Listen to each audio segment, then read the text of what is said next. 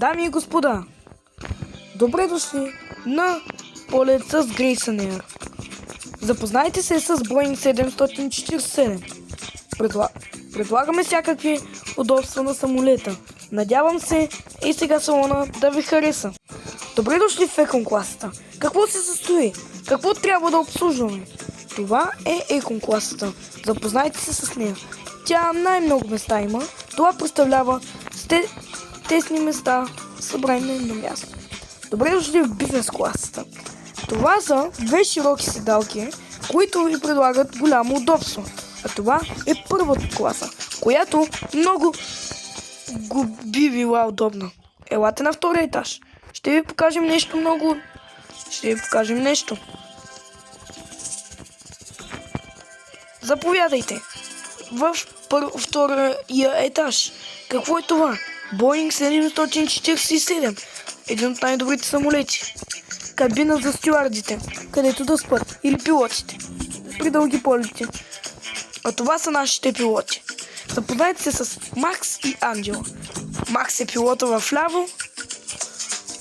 Е този пилот, а това е Анджела. Те са много опитни пилоти. От тях, още от детството си, когато почнахме да правим тази компания, се съгласиха.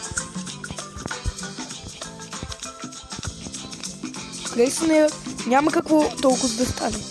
Но сега има и Airbus 380 на друга компания. Знам, че рекламирам и други компании. Знам, че е друга компания, но да разгледаме Airbus 380. Очаквайте следващото видео за салон, може би с Airbus 380. Ако го купя, разбира се. Какво представлява Airbus 380?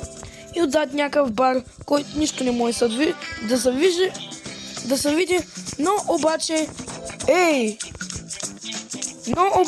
Airbus 380 прекаляват малко.